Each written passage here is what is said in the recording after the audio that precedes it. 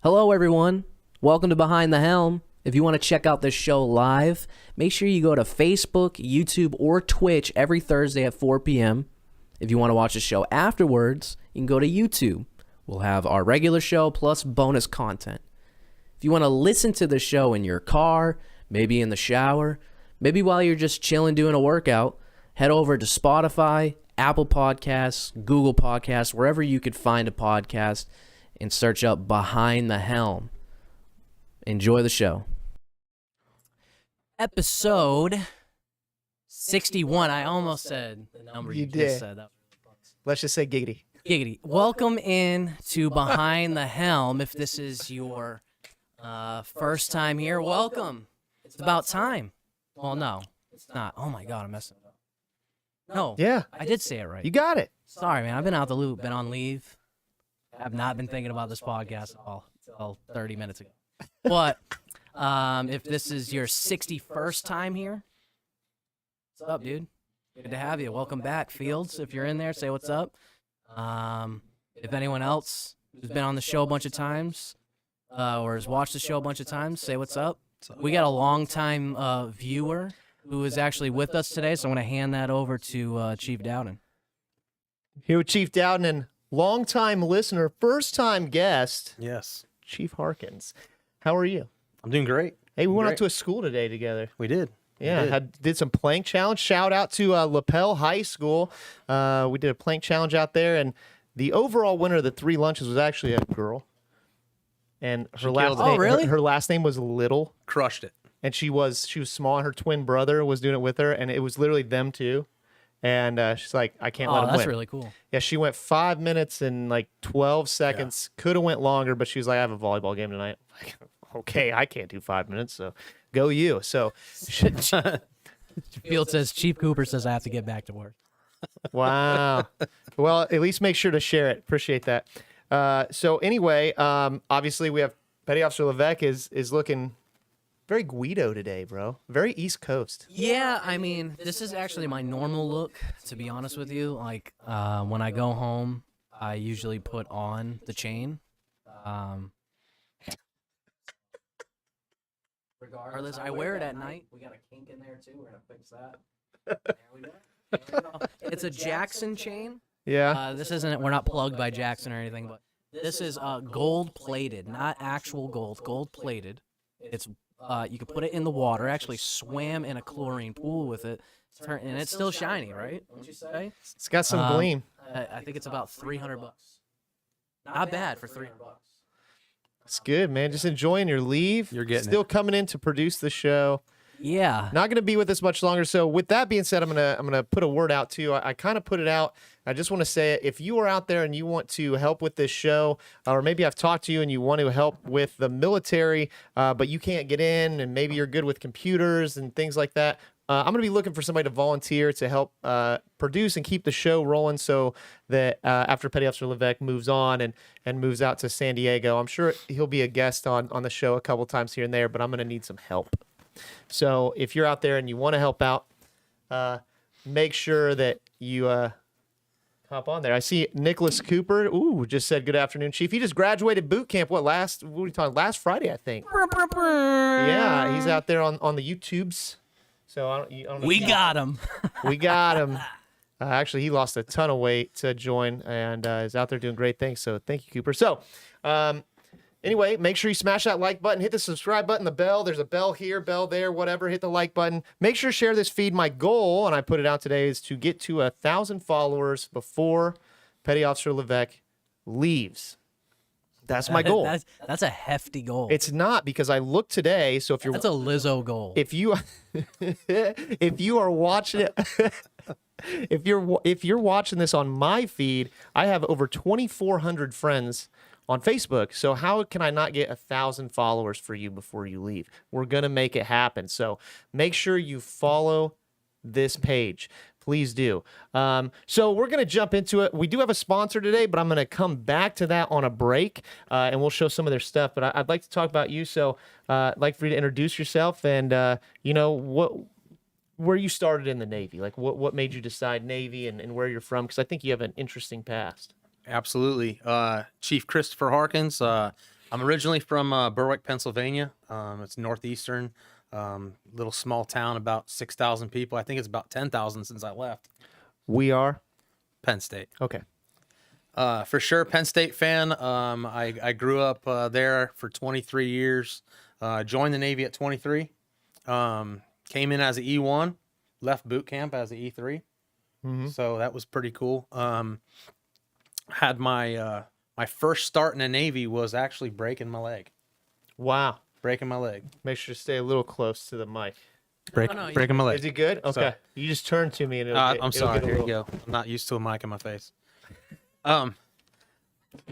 So I definitely I got started off a little bit rough. But You broke your leg in boot camp? I broke my leg at in between school, from school Oh, to really? to my battalion. Yeah. Oops. Yeah. How'd you manage that one?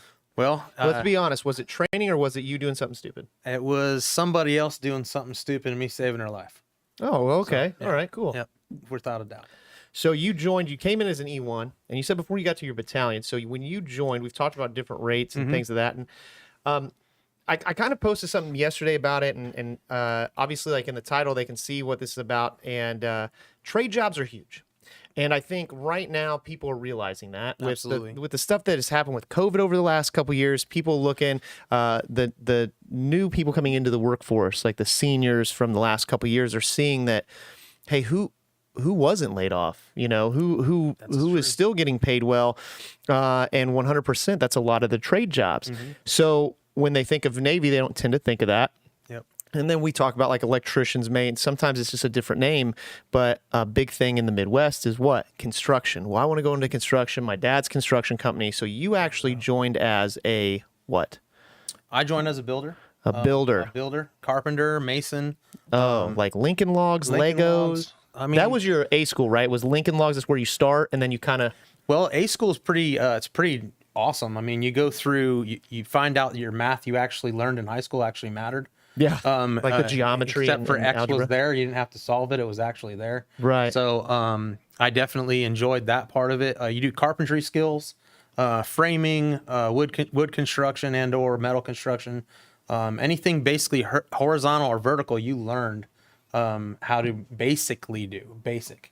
Right, because it's your the first basic school. Correct. Right. And so, you were saying battalion, that's not something we think of a lot when we think of Navy. Battalion is not really a word that gets tossed around. Yep. And it's battalion because it's construction battalion.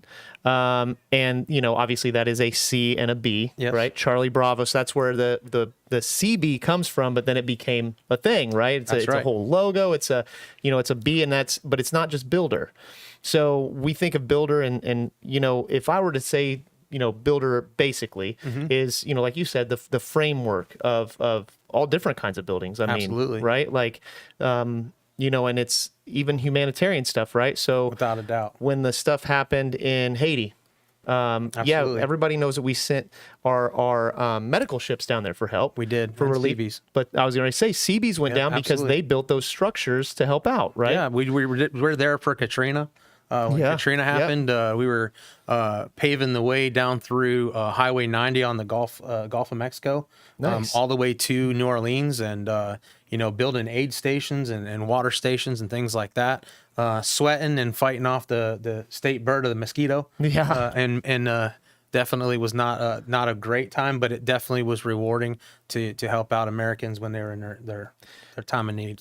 So you're a builder, and we talk about the battalion. There's more to it, right? So there's builder, there's equipment operator. So that's Correct. like bulldozers, cranes, 5 tons, dump trucks, right? Bobcats too, like the smaller stuff. Oh yeah, skid steers, things like that. Yeah. And then there's construction electrician. So the Construction difference electrician. between that and like say Petty Officer Levesque, who's an electrician's mate, is that they're more running the electric for a state like a building Exactly. compared to doing the electricity like on a ship. They'll learn commercial and residential style electrical work, and then they actually have a thing called Muse, where they learn how to do work on huge generators and get high voltage certified. Right. So when that's big money down the road. Like, obviously, if you get a job outside the Navy, when you have that type of certification, that is a very, very big deal.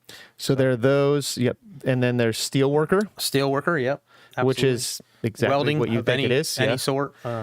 And there's one more. Is There's engineering aid one of them? utilities men. Which Oh, is a plumber. utilities, yeah. ACNR, things like that. They can actually, they'll learn ACNR. They'll learn Is that HVAC plumbing. too? HVAC. Yeah. Yep, absolutely. They'll get certified in HVAC.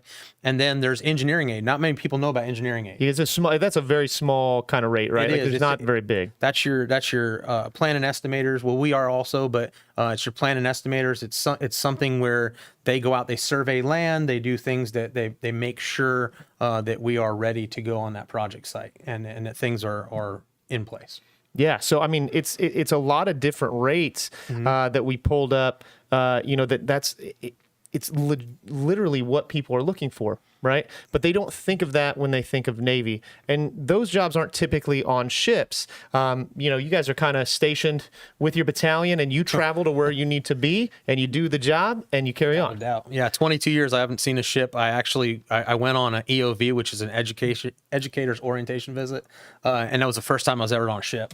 And that was with teachers. And it was with teachers who never been on a ship either, Right. so they were kind of confused as to why I didn't do that. But then I had to explain to them Right. what their difference is in what we do. So. Even when you guys traveled, because I don't think people realize too that Seabees is one of ours that we would kind of almost consider it can be a combat rate. Because it is Absolutely. when we're talking about, hey, you're going in for these humanitarian missions and you're building these buildings to help. Well, it's the same way when we're going into a hostile zone. All those buildings and stuff that you see in these bases, like those are built by, like they're not just there. You know what I mean? Like, so, and same thing with like runways and airways that need to be cleared off. Like a lot of times that's Seabees that are going in and doing Absolutely. that. So you have a chance to be kind of front line as well. Absolutely. Right? Quick history, the Seabees came out in March 5th, 1942, under direction of Rear Admiral Ben Morrell. He's the father of the Seabees, and really what they wanted us for is they took the best skyscraper bridge builders, things like this from the United States, and made them in construction battalions, and they would build runways and gave us a strategic stronghold on the Pacific Theater, Right. And we continue to obviously do that to this day. Have strategic places around the world that we build bases and maintain bases for those supply routes and things that we definitely need. So Yeah, so that's a basic background of Seabees, and we're going to show you some videos of it. But before we do that, I do want to talk about our sponsor today, which is also why I haven't said anything about our homage to the Eagle, because it's going to come from our sponsor today. And he's actually out watching on Twitch. He's our one Twitch listener right now. He's listening while I make things. So he is out doing his job. And our sponsor today is RJ Leatherworks right here in Indiana. I'm going to show his business card. But he is on Facebook, Instagram, Twitter. He has a website as well as an email. We're going to make sure to tag that later as well. But here's his card. And he makes anything you can think of leather, and I will tell you that the quality is absolutely amazing. I met him a couple times at a few different events. I've got to look at a lot of the things he does. You're talking everything from large bags down to coasters, down to just keychains. Are we showing this right now? Okay, so here's his website. Just essential stuff like the wallets. The best thing is, and I talked to him extensively about it, is, a lot of times when you have different dyed or colored leathers, they tend to bleed, right? Especially like wallets, things like that, and they stain your pants. And like this bag that's shown right here, you can see that it has the blue. So nothing makes blue leather. I don't know if anybody knows that. It has to be dyed. But the way it is dyed and treated, he went through, he said it lasts a very long time. And you could kind of see, and we're not going to show him, he also makes offensive coasters. That when he goes, he will give you a tour of it. Like he has boxes, they're closed. He keeps them on one side of this table, and he says, "Look, if you're easily offended, then do not come over here." He warns you, but then he takes you down the levels, and some of them are absolutely hilarious. This guy's got a great sense of humor. He has amazing talent, and it's everything. Like I said, wallets, purses, coasters. The coasters are great, and that brings me to the homage of the to the Eagle. Again, this is going to be from RJ Leatherworks, and RJ is actually the maker. He is the owner. So from RJ Leatherworks, I'm going to show you this coaster that I got from him. It is a Department of the Navy seal, and it's really awesome. So this is our homage to the Eagle today, is this wonderful and you can see his coasters, they're thick too. They are very, very nicely made, and this is one that is etched, and it's just great quality. So make sure you check him out. We liked him on our page. Make sure you go and find his page, like his page. Check out his website. Check out his stuff, and he loves to come to events too. So he said there's an awesome echo from the other computer, I think. All right, I'll be quiet.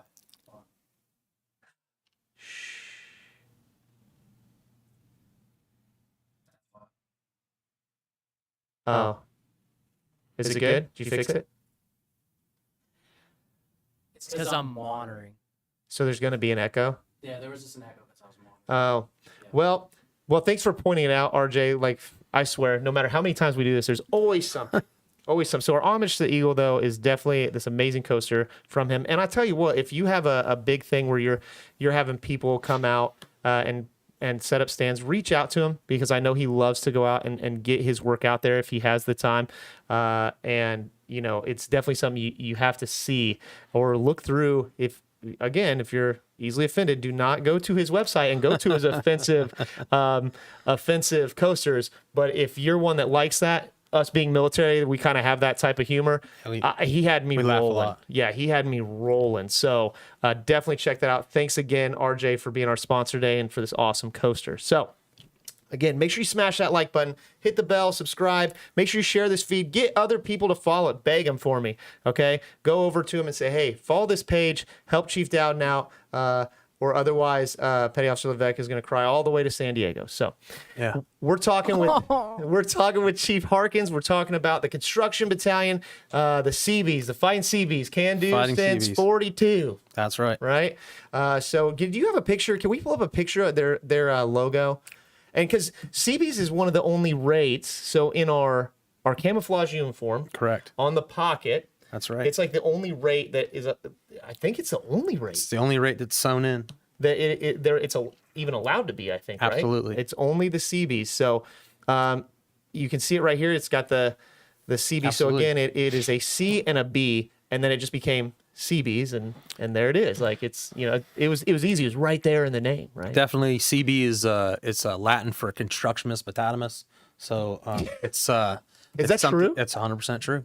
100% true. And if it's not, you never know. And if it's not, you better look it up. Yeah, no, that's amazing. It's definitely true. So I can see there that it shows E4, E5, E6, but there's not a chief arm on the CB. Not on the CB. Is that why you're not a CB anymore? Because you've made chief, or? Always a CB. Yeah, I know. Always a CB. I know. So why don't we go ahead? Like, we talked about it a little bit. We do have a video pulled up, which is this is the Navy's video about the Construction Battalion. There's so many jobs. I don't think they have one per each one. It's just the Construction Battalion. Short video here. We're going to show this to you so you can kind of see, and then you can kind of talk on it a little Absolutely. bit more. Whoops. You guys aren't going to be able to hear it, just letting you know, because I'm going to play through this. I'm not much of a sit behind a desk and do paperwork kind of person. I enjoy doing the work that I do, getting my hands dirty. Being able to operate equipment on a daily basis is something that I really enjoy. Construction, there it is. I've been doing mechanical stuff since I could really do anything, so I always knew I wanted to be a mechanic. I worked on tractors when I was a kid, and that's what I signed up to do. I wanted to travel, I wanted to get a college education, and I also wanted some on-job training. Getting a lot of that here. I've operated every crane here. I've operated the 200 ton quite a bit. I've operated the 65 ton. If you can come out of here with a crane license, that can take you pretty far in life, and you can make some really decent money. So you're getting the training, and then we've talked before about the U.S. maps. We convoy. We go from point A to point B, and then we basically unpack camp. Here, we're amphibious. We do load-on, load-off procedures, roll-on, roll-off procedures off of MPF ships. You know, a lot of... Talk about this a little bit. So this is amphibious assault group right here. This is where we can, you know, obviously we can bring in and beach anything that we need to when it comes to vehicles. It's called ACB, Amphibious Construction Battalions, that are on. There's one on each coast, and they basically bring the stuff to the beach. They bring it to the land. They're popping smoke. Okay. Are Marines involved in any of that? Because I know they deal with a lot of different amphibious Probably a stuff, lot of Overwatch things like that. Yeah. You know, when it comes down to stuff, our first and foremost as Seabees is not the fight; it's more the trade and what we do. We're trained to do both, though. It's the fight and it's the nature of the beast, right? Like you're there to support that combat role, but that can put you in that combat role, so And it you have often to be does. ready to do that. So That's you guys go correct. through that training as well. That's 100%. Bringing fuel and water supplies to shore from ship.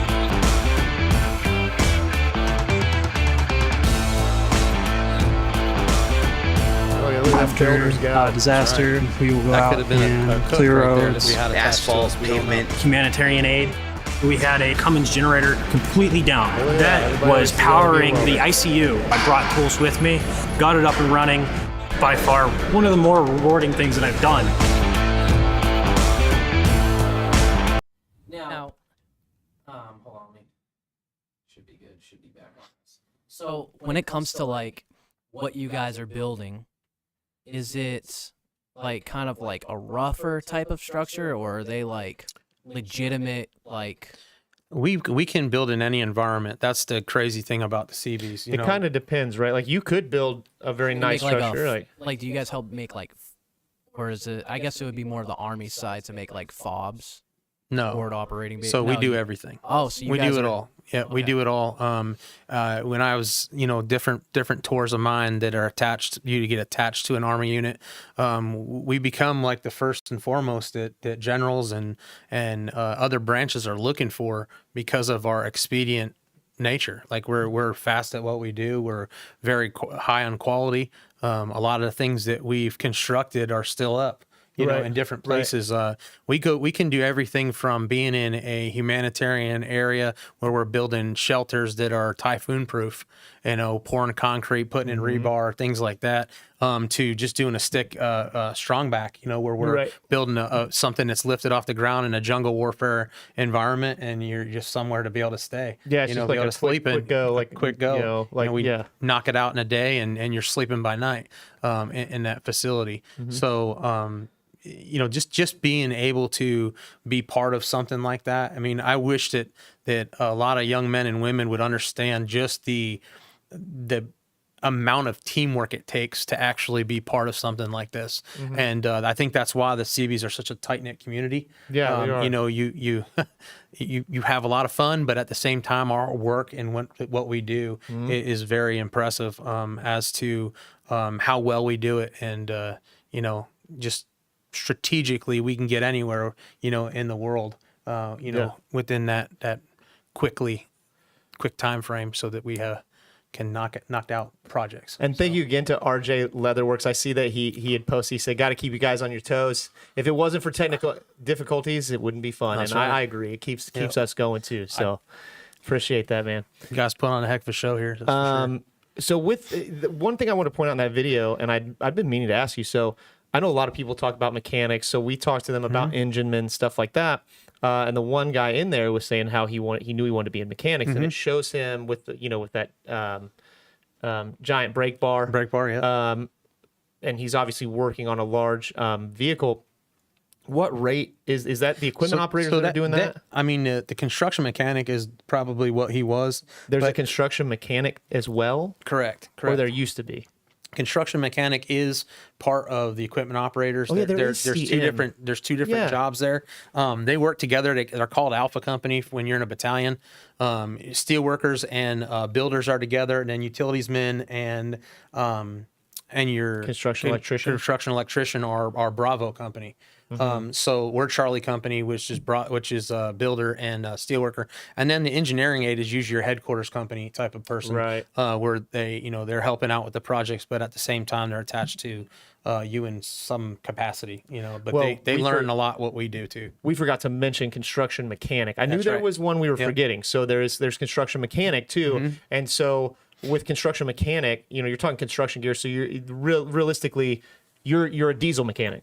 Correct. It's basically Yeah. that's what you Without a are. doubt, So without doubt. if you're that person that's looking to do that, you're looking to go into, you want to go to your trade school or to Ivy Tech or to these specialized schools for diesel mechanics, for farm equipment type mechanic stuff. that is 100% what you could learn. We've talked about U.S. maps before. Obviously, like we talk about college. Our friend of the show and Army recruiter, Sergeant First Class Licklider was on, who was the Army's version of Seabees pretty much. And we had talked about like the GI Bill and stuff. We've also talked about U.S. maps before, where it's the Department of Labor certificate, the civilian certificates, like journeyman and these things. And these are the type of jobs that those type of certificates are extremely important in the civilian world, right? Like the guy is saying he was operating all that all those cranes. Crane operators make very good money because they have to be good. They do have to be good. You got to spend a lot of money to become one. That's right. So you're getting that training, and then you're just logging those out, and then you have it. Like it's the good thing is that, you know, just like anything in the Navy, you cross-rate train, cross-rate or cross-job train, whatever you really want to call it. Yeah, well, especially with you guys, right? Especially with us. They send us maybe with 2 builders, a steel worker, a plumber, maybe an electrician or 2, and then, you know, maybe an engineering aide, and you go out to the middle of, you know, nowhere, nowhere, another country, and that is your team. You know, that's who you have, and you know, you get hours signed off for legitimate things that you're actually doing. I got electrical credits. I have plumbing and heating ACNR credits. I think that I've installed with my team. We've literally probably installed more air conditioning units than a company does. In a full year in a 6-month time frame. So and it's unreal because it's so repetitious that you really can't forget it. You can't forget it. Right. So and then wiring panels and things like that. You know, to be an engineer in general. As a CB, you're going to get a lot of variety. You get trained like as an equipment operator. You get to, you know, run dozers, and you get to run front end loaders and scrapers and things like that you get licenses for.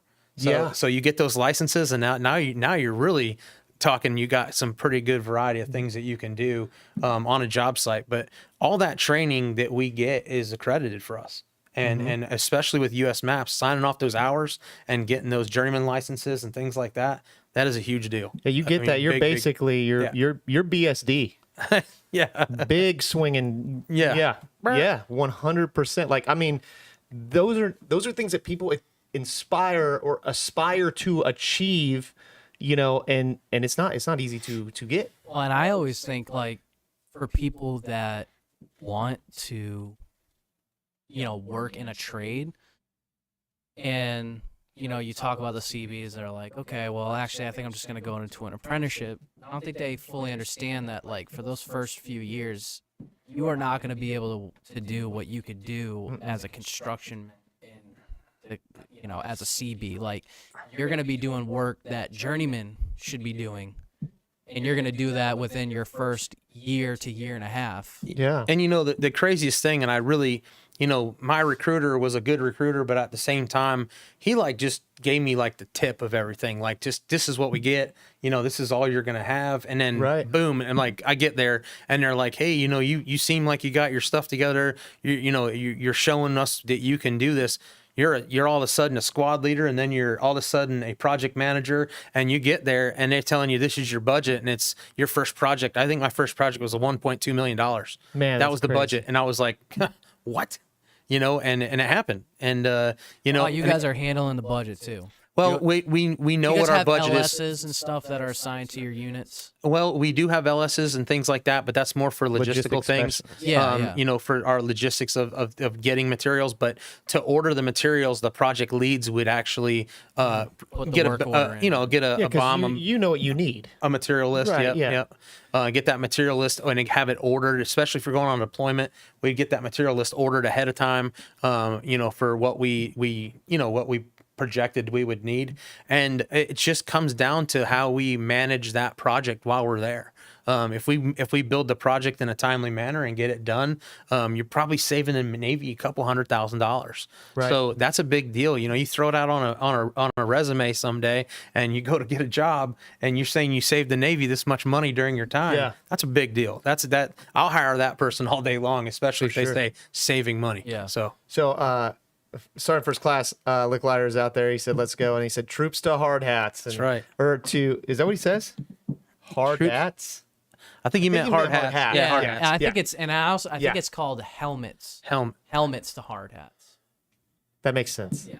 Yeah, because I mean, yeah, obviously. But either way, thank you for being out there and I just commenting. like telling Licklider you're wrong. Yeah, it's easy. Yeah, I tell you, we're in that fantasy football league together. We had a side bet this week, all of us here in the building, and I took it, and I should have. Literally came down to the Monday night game, and I lost, and I already.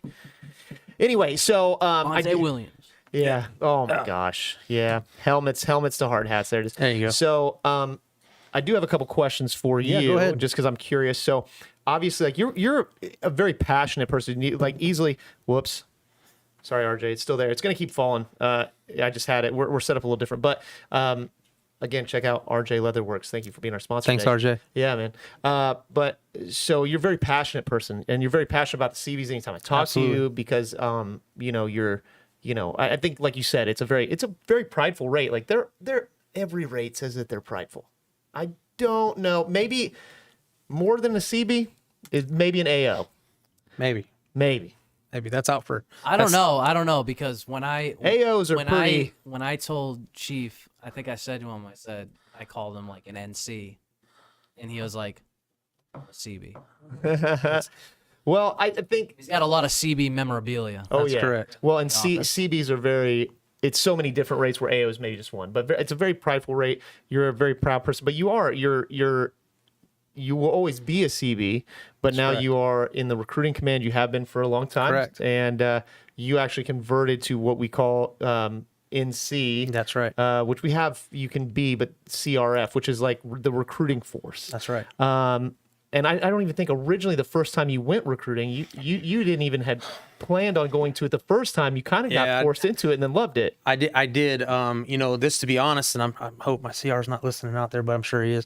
So I think that the thing for me was I got injured in Afghanistan, and I came back and I couldn't wear my gear anymore. So what I really wanted to do was I didn't want to get out of the Navy. I definitely did. I loved the Navy. I was already in 16 and a half years. I really did not want to get out of the Navy. So they gave me the option, like you can go and try to get another job. And I promised the Navy that I would go, do something different that led me away from wearing my gear all the time. Right. And honestly, recruiting is rewarding. It really is. I mean, to watch somebody go from not knowing what they want to do in life to having a solid future where they can set, realistic goals for themselves and actually achieve them. That's a big deal. That to me, that sparks my interest a lot.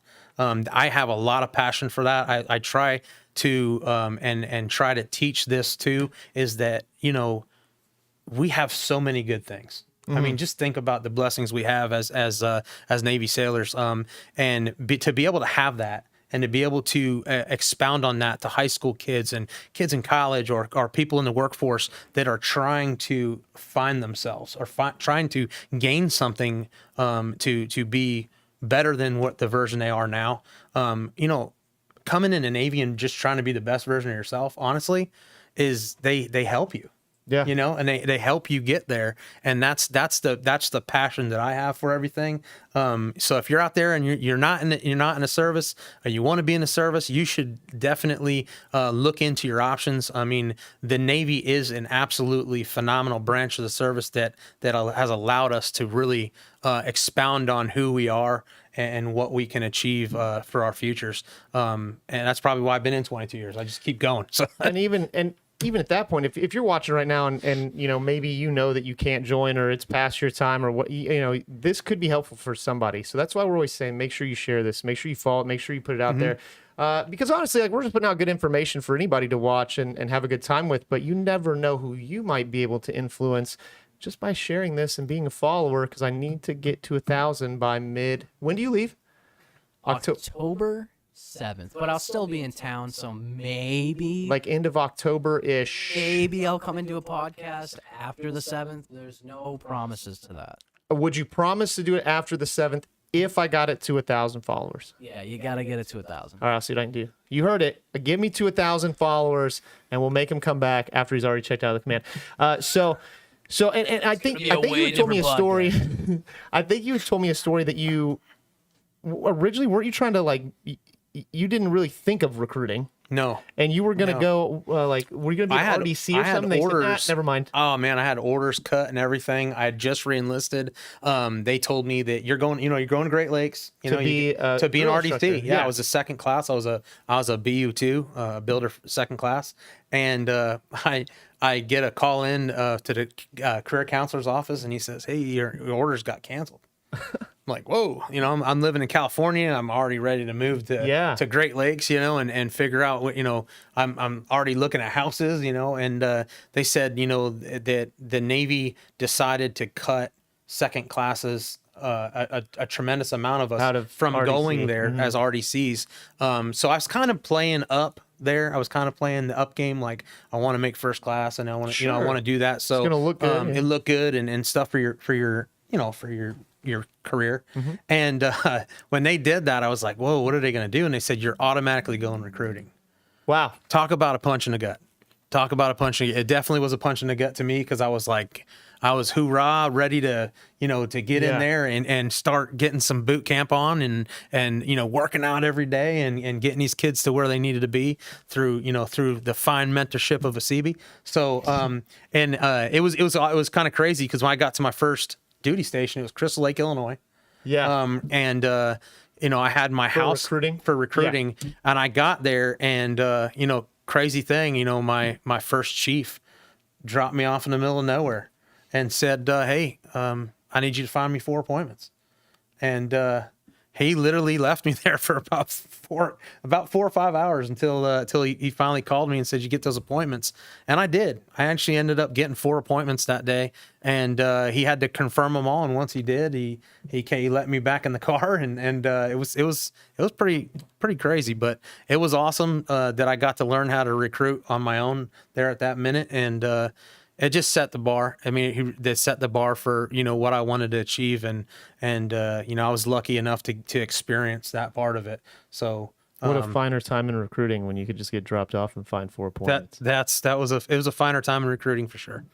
But no, I mean, I always thought that was interesting that you are a very passionate recruiter. I've seen you talk to people. I've seen you work, and to find out, not only did you never think about recruiting, and that you wanted to continue to be a Seabee, and then even when you couldn't, you weren't going to go to recruiting, and it kind of got forced on you. Yeah. But again, I chose to come here, and I enjoy it.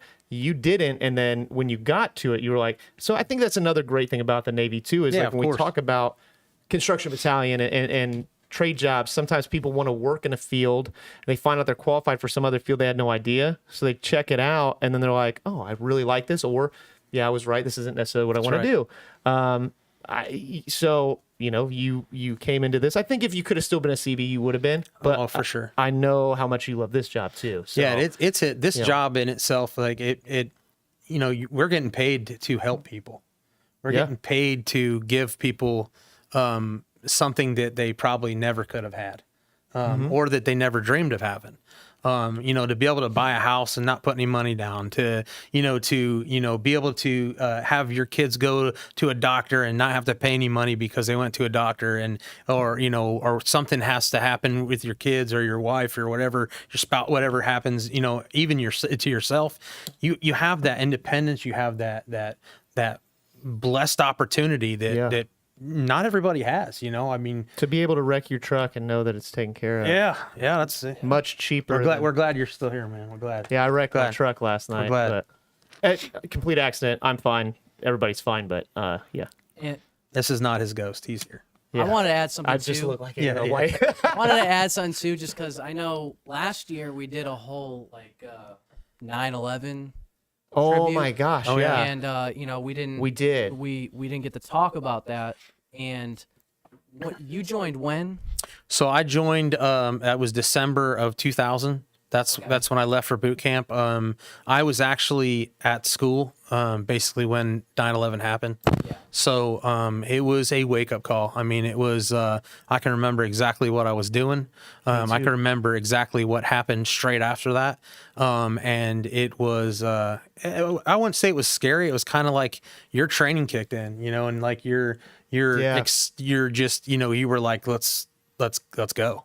Because honestly, you're one of the few, because besides like, Navy SEALs and people who are attached to, those kind of units outside of being a SEAL, like, I know enginemen can get assigned to boat teams and stuff like that. You're one of the few people that we've got to talk to that actually was in Afghanistan and did all that. How well did the training prep you for, that time? I'm sure there's nothing that could there's definitely things that come up that there's no way, but like, do you think the training was, really helped you out during that Well, time? I mean, our training as Seabees is phenomenal. I mean, our training is very detail oriented. We're trained on every weapon that we have in our TOA. You get specific training on different things. You learn safety procedures. We spend a lot of time at the ranges and things like that, with live fire and stuff like that. So, the only time that things get kind of crazy in a Seabees training environment is throwing a grenade and setting up claymore mines, which is something probably people don't think that we do, but we do. It's something that makes us expeditionary. We do a lot of things around the world that you guys are going in first to some of these places, right? Like, you guys are one of the first people in. So a lot of the times we're attached to an Overwatch, like or a security team with the Army and the Marine Corps. We're not the first and foremost to go running into into a building or doing anything like that. That's not our mission. But it's like the area gets cleared, they clear it, you come in, take care of this, we do our thing, and then that's people right. could still come at you. That's right. And when you said the only time it gets crazy is the grenade, all I could think of, you remember the movie with Pauly Shore in the Army now? Oh yeah, Pull the absolutely. pin, throw the grenade, and he just drops the grenade. Absolutely. Oh man, yeah, I love it. Did you have anybody in your unit that was in during the Gulf War? There was a lot of guys. I mean, a lot of the people, the guys that trained me, it was such a cool environment when I came into Seabees, because a lot of those guys were from the 80s. 80s and 90s. So they had a lot of the, the Cuban conflicts and things like that. And then they were part of, a lot of, they would have been a part of that. A lot of stuff that came with the, Desert Storm and things like that. I mean, I was looking at them and say I was in elementary school, but now people tell me that, like I wasn't even born yet, Chief, and here you are, you were in Afghanistan and I was still like in elementary school. And I was like, it's kind of weird, but it is what it is. It's that next generation. It is that next generation, but it's pretty cool to be part of a lot. Like, you're part of the history of a couple conflicts, but you're also part of the history of humanitarian aid that we've provided as the Navy, not just Navy Seabees, but the Navy as a whole, like you mentioned, Haiti and things like that. It's just a phenomenal. Yeah, that's probably what kept me going. A fighting mission, like that's literally like you guys we're helping people, or without a doubt with Hurricane. Thank you, Katrina. Like that wasn't going to a forward, I mean, it was. I mean, it was a hectic, very hard time, but it isn't just doing that. It's helping people too. That's right. We have that, and that's I think the biggest point I wanted to make with it is look at this. Like, we have these things. Here's somebody who's done it. It literally is something to take a look at and understand that. Man, it's just endless. Like the amount of jobs and stuff we have. When I tell somebody, like, anything you can think of in the civilian realm, I have it in the Navy in some form or another. And a lot of times, a lot of people are like, well, no, I want to be a welder. I want to be this. I'm like, I have that. Yeah. Some of them I have in sea and on shore. Like, it's what I'm trying to tell you. There's a ton of doors that open up in the Navy. I mean, I just don't think that anyone realizes that there's just you have a job, you have a rate, you have what you're doing in the Navy, but there's so much more. There's so much more. A recruiter can't sit there and tell you every single thing that they have done. I mean, it would be a heck of a long interview if you sat down for my 22-year experience and be able to talk about everything that I liked or disliked about the Navy. But I will tell you this, and anybody that's listening out there right now, I hope that you take this on board. Or later. You might listen to it later. You should definitely look at your options and understand that there's so much out there. So much out there. The Navy has made me, and I know a lot of sailors, very, very, very much better. You know, we're better for being in the Navy. And I will tell anybody out there, if it's something that you want to ask more questions on, if you're watching this later, or you don't want to put it in the public chat, like, you can message us. It doesn't matter if you're from right here in Central Indiana, because I know we have listeners from other areas too. Look, the Navy is a big network, and recruiting is the same. I can get you in touch with somebody in your local area. I have no problem doing that. So by all means, make sure you smash that like button. Comment down below if you have any questions. If you have any questions for me, if you have any questions for Chief Harkins or Petty Officer Levesque, that's fine. Post them. We'd love to answer them. Again, today's show is brought to you by AJ Leatherworks. Make sure to check it out. Check out his website. Check out his Facebook page, and check out the things that he does as well. And I think I had one last question for you before we roll in. More of a fun one. Let's go. So, well, I guess it's a two-parter. So you're Seabee, and then you went into recruiting. What, out of everything that you did as a Seabee, or maybe built, like, what was your favorite project that you worked on that, like, you're just like, man, like, that sticks out in my mind as just like my favorite project? It was crazy. It was 2004. 2004? Yeah, 2004. High school. 2004, I was in a country in Micronesia called Palau. It was basically, it felt like the Navy sent me to an island that was gorgeous, paradise, for 7 months. And there was 13 of us that went there, different rates, but the Seabees, we were there for basically to train villagers on construction. Well, that's cool. And we were there during the time that they were doing the Micronesian Games, which would be like the Olympics, but with Micronesian.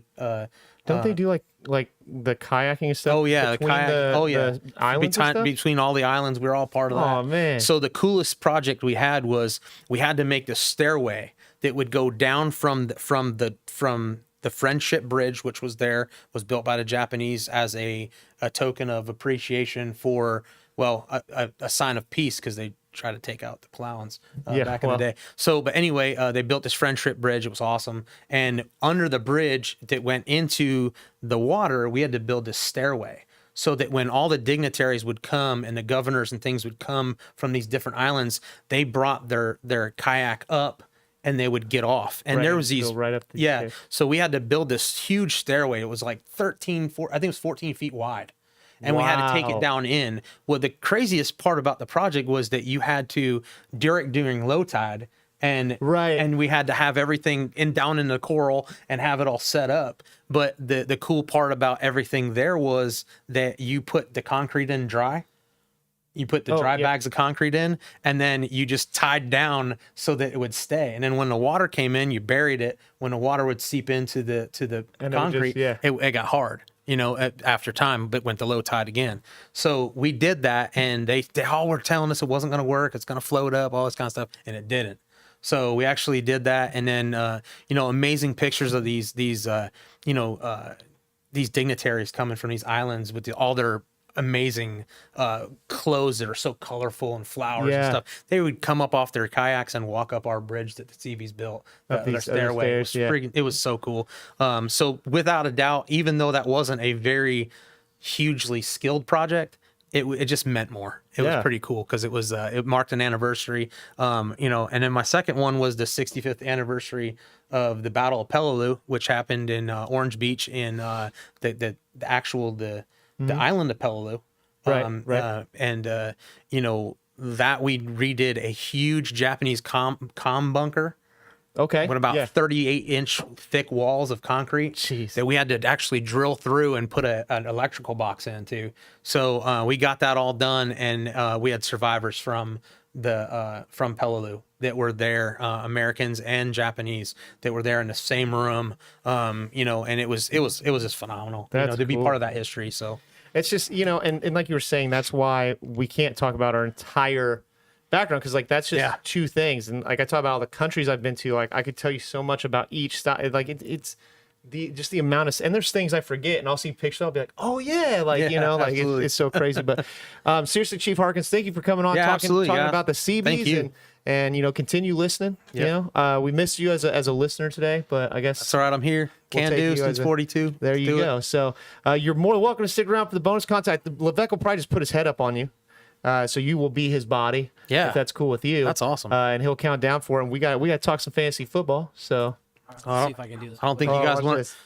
He doesn't want to talk about me to fantasy football. I'm doing A little smaller. doing quite well. There you go. All right. There you go. Count it down. Hold on, move the arms. Good, good. No, no. Yeah. All right, bonus content starts in 3, 2, 1. Bonus content. There you go. All right, let's hear how we did last week. I got with our excited. picks.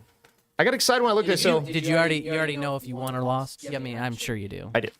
So we looked up last week. We did some start and sits. Right. It was the first NFL game was that night, and so we had Mr. Andrew. I say Mr. because now he's one of our future sailors that got right. that went officer. That's awesome. So ensign Mr. Andrew Dunnick. So So proud of him. yeah, man, it's awesome. He was on with us, and he even got in on the pick. So we just did a couple of each position, and we gave our start set. Yeah, just put it. Whoa, whoa, whoa, Copernicus. whoa. Nope. Yeah, there you go. Okay, get over here. Get over here, guy. Yeah, get between there he us. is. All right. There he is. So I did look it up. So we're not going to go over their entire stat lines. We just looked up in a PPR league how much they scored last week and to see who won. So first, we're going to talk about quarterbacks. First one was Matt Stafford against Derek Carr. Derek Carr had to have played better. He did. Derek Carr scored 13.8 points. Matthew Stafford, even though I had Allen Robinson in this game, he only scored me 2 points, and Cooper Kupp just like annihilated again. He only got 7.8 points. That's my guy. So Derek Carr, and we got all three of us went with Stafford. no, all three of us went with Derek Carr. Oh wow. I have it marked. All three of us went with Derek Carr, so we all got a point there.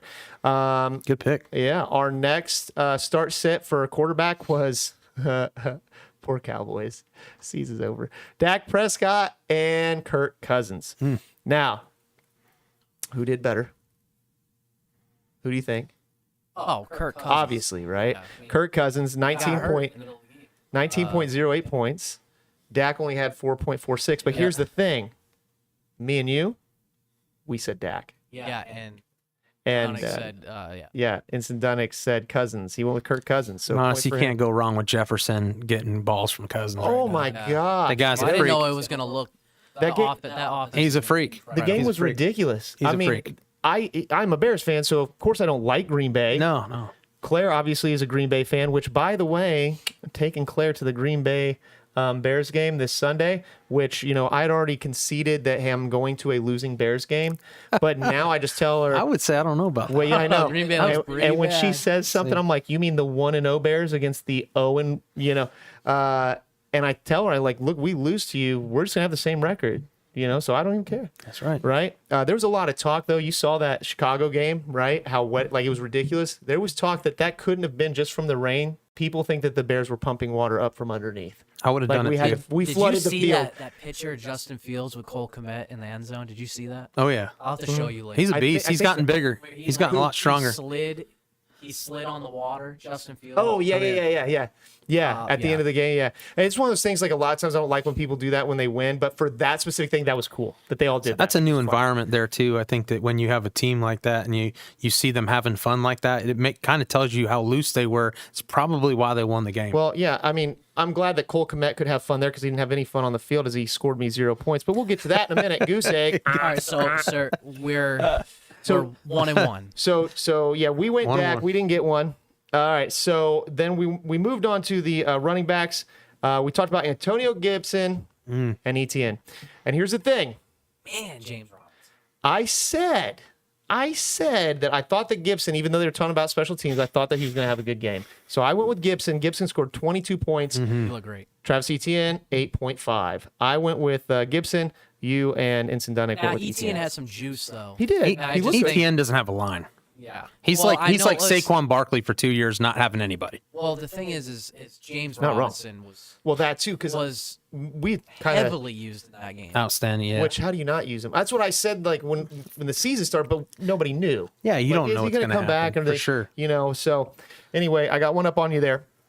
And then for the last running back one, which, boy, am I glad that we didn't mess this one up. Yeah. We were talking about Chase Edmonds against Cam Akers, which everybody watching the game was like, where's Cam Akers? I don't even know if Cam Akers knew where he was, since he also scored a goose egg. Oh, yeah. Luckily, all three of us said Chase Edmonds. There you go. Cam Akers. Chase Edmonds looked good too. He did. Cam Akers, nothing. Nothing. And I will say, Didn't even show up. hey, shout out to the Army recruiters that I won't say which one that are in our league that left Cam Akers in the game. Good job.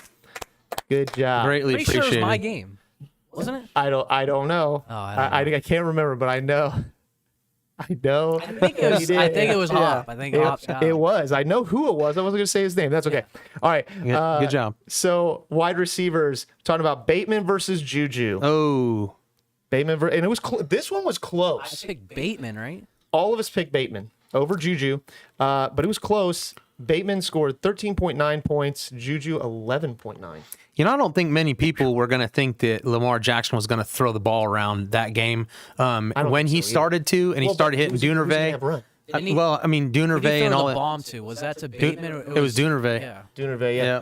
Yeah. All I know is I'm watching that game because I had Mark Andrews, and I'm like, Yeah. can you use your tight end, please? Yeah, he wasn't using them very much, but He did later in the game. honestly, I think that the vertical game there, picking Bateman was smart because he's his second year. He was a rookie last year, didn't really show much last year, but probably got stronger from the college game to the pro game for sure. Yeah, So, and all three of us went with Bateman, so we all got that one. And then the other one, we went with Gabe Davis versus Adam Thielen. Ugh. I hate that I lost this one because I said I was going to go with Adam Thielen because I was already benching Gabe Davis for that night that's a tough one. because I had Allen Robinson Adam in. Thielen was.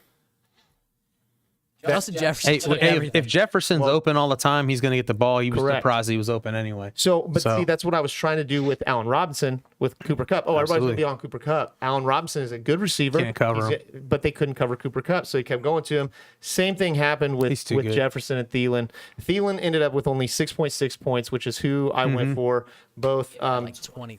Dunnick Yeah. and you went with Davis, which was 18.8. Sitting on my bench. So, yeah. And then our next one, This was a tough one too. tight ends. This was a tough one to guess. It's a tough It one to was swallow George too Kittle for some people. Yeah. Well, apparently it was a real hard one for somebody to we swallow in should've our looked league because somebody just dropped George Kittle. Oh. And I didn't catch it, but Petty Officer Levesque sure did. Inside info. And I picked up Darrell Henderson. Hey, good, Did you? good I pick. didn't. I was going to. Didn't have a spot for him. I have what I need. So George Kittle against Schultz, and I went with Kittle. Kittle was good. Yeah. I thought Kittle was gonna. He did well for me last year, and He did not play. He didn't play. But we voted this Thursday. We didn't know that he wasn't going to play. Yeah. So I didn't get that one. You guys got Schultz. Fair Schultz enough. got 13.2 points. But here's the big one. Cole Kmet against Dawson Knox. I went with Cole Kmet. Why? Because you got one wide receiver target. You got two running backs. You have no line. What do? You use your tight end. You get rid of it quick, right? Absolutely. Well, that Chicago game was absolutely ridiculous. Absolutely. And I think he was blocking most of the time. You got a target. I think he had maybe one target, maybe one. All I know is if Obviously he did, not he didn't completed. catch anything. He got Cole Kmet Dawson actually. got Knox that. didn't play that well either, but I know he got a few catches. But here's the thing: Dawson Knox wins this start set with 1.5 points. Let's go. Yes, he did catch the ball. That's No, a he catch. caught it. What yards. is that? A catch in 5 Caught a yards? ball for 5 yards, folks. So There you go. here's the thing: out of everything, I ended up with 4 right start sets. 4. I got 4. Go me. Ready after Levesque? 5. Let's go. Let's go. 5. Let's go. And Ensign Dunnick, 6. He doesn't count, though. youngin'. He doesn't count. So you beat me on the start sits, but I can honestly say there are a few of those that were. Week 2 start sits. Oh, all right. We're going to do some week 2 start Go. sits. Week 2. And we'll All get right, you in on we're this only one. doing one. We're only doing one apiece. One apiece. One per So- position. Yeah, quarterback, running back, Let's wide receiver, tight go. end. All right. Let's do Matt it. Stafford against Atlanta or Aaron Rodgers against Chicago? Wait a minute. Stafford against Rodgers. All right. I already know who I'm It's going not with. Stafford against Rodgers. No, for our Stafford's start going up sit. against Atlanta. Oh, yeah. or Aaron Rodgers No. against So we're Chicago. saying who would you, of the two, if you had both of them, who would you start? Who would you sit? Would you sit Matt Stafford or would you? I'll go sit- first. I'm going to start Matt Stafford Are you serious? against Atlanta. Really? Same. Okay. Same. I don't think Aaron Rodgers has anybody. Without that fits. hesitation, same. It's a divisional game too. I'm going to tell you 100%. I think that I would sit. I love Matt Stafford. He's great for fantasy. But I would sit Matt Stafford and I would play Aaron Rodgers. Last week was a divisional game for Green Bay. Mm-hmm. If you watch the game, first off, Jefferson comes out, scores like that. First play of the game for Aaron Rodgers, downfield. Oh, what do you know? Wide receiver, wide open for the touchdown. His rookie. Dropped it. Pickens, right? No. No. Anyway. Christian Watson. Thank you. Watson. Right here. Yep. Hits him in the hands. And then it flashed to Aaron Rodgers, and you see this. Done. Well, see, that's why I'm not going with Aaron. I don't trust that offense, and I think it's gonna be one of those Now, nasty games. I want him to lose. Obviously, I'm going to be there. I'm a Bears fan, but I think that Aaron Sorry, Claire. Rodgers is he is very bad. he's very I mean, dude, last 2 years MVP.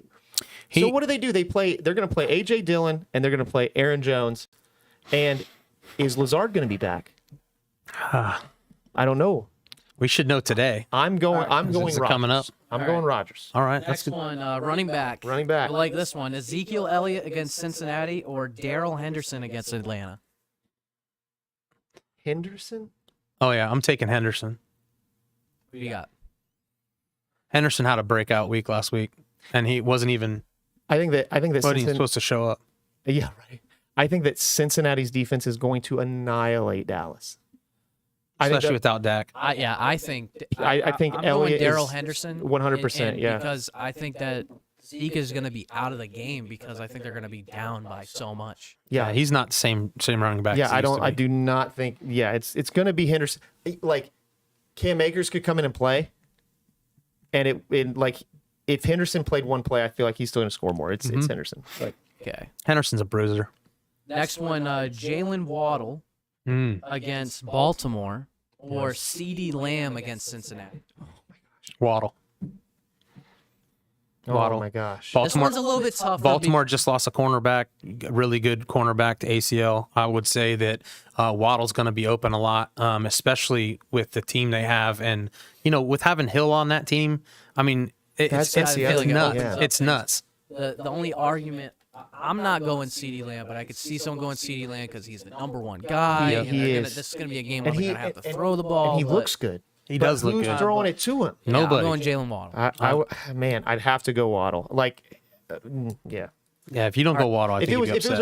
if it was normal, like you had Dak Prescott, I honestly believe that it's CeeDee Lamb, but I just don't think it's going to be Yeah, Waddle. I couldn't You agree set more. CeeDee Lamb, you play call. Waddle. All right, next, last one, tight end, Gerald Everett against Kansas City. So Chargers, Gerald Everett against Kansas City. Or Chicago's tight end, Cole Kmet against Green Bay. Ooh.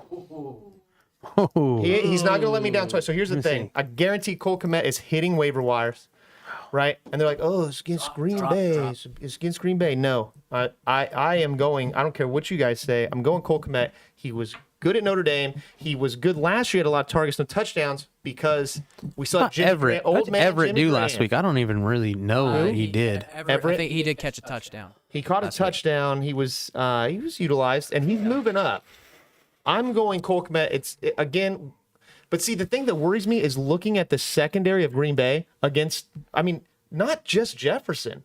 And some of the times, he was so open. So is Fields going to get the opportunity to just hit Mooney over and over again deep? Are we even going to use it? Gerald Everett last week, 3 receptions, 54 yards and a touchdown. I'm going Gerald Everett. I'm going Cole Kmet. Yeah, I'm different going to than have to, because of the goose egg that Komet threw up there, I'm going to have to go with him. With You know how many people Everett. threw up goose eggs, though? A lot of goose eggs this There week. was this last We week. had a lot of This last gooses. week was disgusting for fantasy. I got pretty lucky this the week. rankings were disgusting. So, all right. So, give me a defense one. Give me a defense. Can you pull? Are up we a defense picking one? a full defense? Is that what we're saying? Yeah. We didn't do a defense last week. Let's do a defense. We're not doing kickers. This is stupid. But give me a defense. But find a good one. Here, I got one for you. No, Hold on, I got one. I was gonna say I have a good one. I'll just ask you guys after. I'll have a would you rather. This one right here. Okay. Oh, no, this one. Defense. These aren't good ones. How about this? I got one just right off the dome. All right, here we go. Okay. Sorry, got it. Sorry. Would you go Cleveland Browns defense against the Jets or the Rams defense against Atlanta? Ooh, Atlanta played well against the Saints. they did, but the Saints looked. That was another weird game. Like I'm gonna go Rams because I think the Rams are gonna be very upset about their last game because Buffalo owned them. I mean, Buffalo owned them in every aspect of that game. Buffalo. I'm going Cleveland. Buffalo did, and I think Buffalo's going to be in the. I think Buffalo has a great chance of being a Super Bowl. Against Atlanta. You calling that right now? You putting it down? No, there's been a lot of talk about it. It's pretty high on the Vegas charts right now. I'm gonna be honest. Sure. I think I would, if I had to choose between the two, I would go Rams defense. Rams against Atlanta. Now, yeah. here I'm going was Cleveland against the Jets. Here's my hate the would you Jets. rather. Okay, would you rather? And they're playing each other. Would you rather have the Bears defense, which did not look bad, or the Packers defense? Bears. I'd rather have the Bears defense. Bears defense Right now? Oh yeah, Packers. The defense was. It's a whole different environment with the Bears right now. Like But you're nobody's saying- understanding that. It's a whole different environment. But we're also Got nothing saying to like lose This over is there. post Nagy. They got nothing to lose. Right, over post there. Nagy, right? Post Nagy, and it was atrocious as far as the field conditions, and a lot of people are talking about. I mean, if you look at it, how Natural we grass won, too, right? It's grass. it's new sod they field's just grass. laid. But I mean, they're talking about how our offense, even though we won, it wasn't like we did a lot. So, is Green Bay going to annihilate our offense? No. I think that the Bears defense does. I would rather have the Bears defense. I was just curious what you guys thought. Yeah, So- Bears. Yeah, because sorry, I have Claire. the Bengals defense this week in both my fantasy leagues. Probably the only thing I'm picking the Bears for. I think that's the third time I apologize Thanks. to your wife this time. Oh, really? You Sorry. keep apologizing to My me? bad. It's okay. I'm going up there with all them cheese heads. Go Pack, go! Right. All right, sign us out here. So, hey, seriously, guys, thank you so very, very much for sticking around for bonus content. And, if you want to talk fantasy football with us, we will. It's just something that we enjoy to do, a little extra bonus content. And we'll be back next week. I don't know what we're doing just yet. We haven't figured it out. Remember, if you have any inkling of producing or helping with this show for when Petty Officer Levesque leaves, I'm going to do everything I can to keep it live, including Petty Officer Levesque. He's leaving a bunch of gear for me to use while he's gone. So we will see how that works out. So seriously, thank you very much, Chief Harkins, for sticking Yeah. around with us. Absolutely. Petty Officer Levesque, thanks for coming in on leave. I'm the only one actually doing my job. Well, I mean, like, it is my job to be here. You're here as a guest. You're here on leave. That's awesome. Thank you guys very much. Share this, find it, like it, share it, follow it, and have a great day.